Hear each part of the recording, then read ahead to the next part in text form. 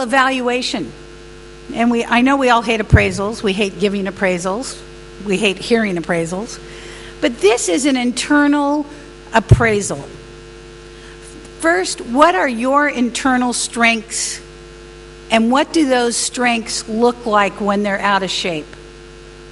I do not believe there's two buckets. This is what we're going to talk about, a little change. One bucket that says, here's what I do well, and here's what I don't do well.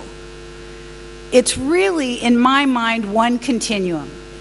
And that continuum is, here's what my strength looks like when it's in shape, and here's what my strength looks like when it's out of shape. I don't want you concentrating on what doesn't work. I want you to concentrate on how to be better at what you do. So if one of your strengths is to drive for results, then do that. That strength out of shape is steamrolling over everybody who works for you. And as we all know, we've had people that we've worked with that do that. Opportunities and threats are external strengths and weaknesses. So what kind of opportunities are there out there right now? They're limitless. They're limitless because food is at the top of everybody's list.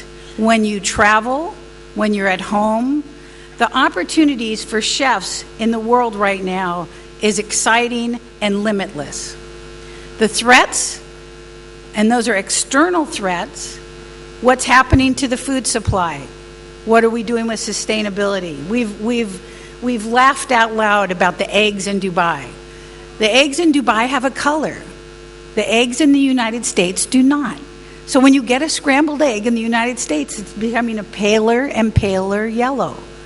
It's like looking at a fax of a fax. So the threats are what's happening externally.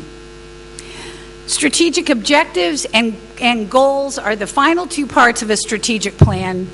The objectives are, what are the initiatives that you have for your life? What are the big initiatives? I want to get a better work-life balance. I want to improve my level of education. I want to improve my level of awareness. And SMART goals are, how do you achieve those objectives? And those SMART goals are specific, measurable, achievable, timely. That's how you measure a goal. Don't just say, I have a goal to do something. What does it look like when you do it? So the 6 simple steps of strategic planning: identify your core values first and your purpose. Craft a vision and mission statement. Your SWOT, your design your goals, engage and deputize all involved, and celebrate and revise. One of the things we have always done in this industry is, if you've ever heard the phrase, you're only as good as your last meal. Okay, now what are you going to do for me? What are you going to do for me next? You know, we really as an industry need to learn how to celebrate what we do and what we achieve. So step 1, personal core values. What drives me and makes me happy? What do I want to do? What is my passion? I think you felt and heard Diana's passion about inclusivity and about we have to open up the gates. What is important to me? These are all your values, your true values. A core value is why you do what you do. So step 2, and so then here's some lists. I'm going to give you an email address that you can get this whole presentation. So don't feel like you have to write furiously. But here are some core values to consider. As I go through this with executives, they really start to pop when somebody says, achievement is my number 1 core value. Balance is a big core value. Respect is a big core value. Identify who you are. A vision statement. A vision statement is who you are at your best. Or as Diana said, it's your aspiration. Who do you want to be at your best? And I had one executive whose simple vision statement about their life and what they wanted their strategic plan to be about was, I want to make a difference. And then the mission statement of that is, I want to make a difference by implementing a very strong, sustainable policy on our food products and our preparations, which was very exciting because that was 3 years ago that executive wrote it, and a few months ago became the lead person of a international organization on sustainability. Had that vision, knew where they were going, and they were taken there. Okay, the SWOT, we basically went over SWOT. SWOT, strengths, weaknesses, opportunities, threats. Know who you are from the inside out, what you do well, what it looks like when you're out of shape, and know what you do, know the external influences, which happen to be those things that affect you that come from the outside in. Step 4, how to identify and develop goals.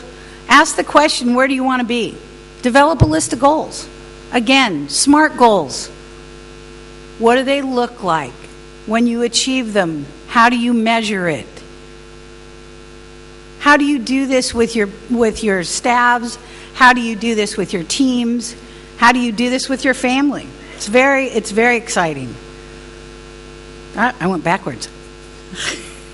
And then the 5th one is engage and deputize all involved. Once you have a personal vision and an understanding of where you want to go, share it. Deputize people. That's what this is all about here. I was watching you over the last few days as an organization. It's all about those handshakes. It's all about those hugs. It's all about those 1, 2, or 3 kisses, depending upon what country you're from. I like Belgium, by the way, because I think they're 3, right? Belgium goes 3 times. Your employees, let your employees know what your personal vision statement is. Vendors, media. There's media here. Let them start talking about you, and you tell them where you see your organization going, where you see you going. Friends and family. Friends and family need to know what your aspirations are. Don't keep it inside of yourself, because they need to understand that. The other people to deputize are movers and shakers. Okay? If you don't know if that's an American phrase, movers and shakers, it would be the people up here. These are the people on the movers and shakers, on the board. Key people in the industry. Those chefs that are admired and respected, those are the movers and shakers. Somebody's in this room who did not even know, but I deputized her about 4 years ago when I heard her speak at an event with 3,000 women executives, and that was Diana. I went up to her and had a few words with her about what I was trying to achieve. Deputize the movers and shakers to help you get to where you want to be. Don't be shy. Celebrate and revise. And this is huge. It's huge in our industry because we have to be taught how to do it. We have no problem going out for a drink after a shift. But we certainly have a problem with rewarding and recognizing the people that made it happen day in and day out. The people who help you, the people you help. So celebrate and revise. Recognize and reward. Acknowledge. Invest and thank you. This was, I think we've become almost worse at this than ever because of email. We send off a coined email that just says thank you very much. And we do things that are not personal anymore. So invest in thank you. Sending people a gift card, sending people an iTunes card, giving people a personalized thank you note. Invest in thank you as part of your strategic plan.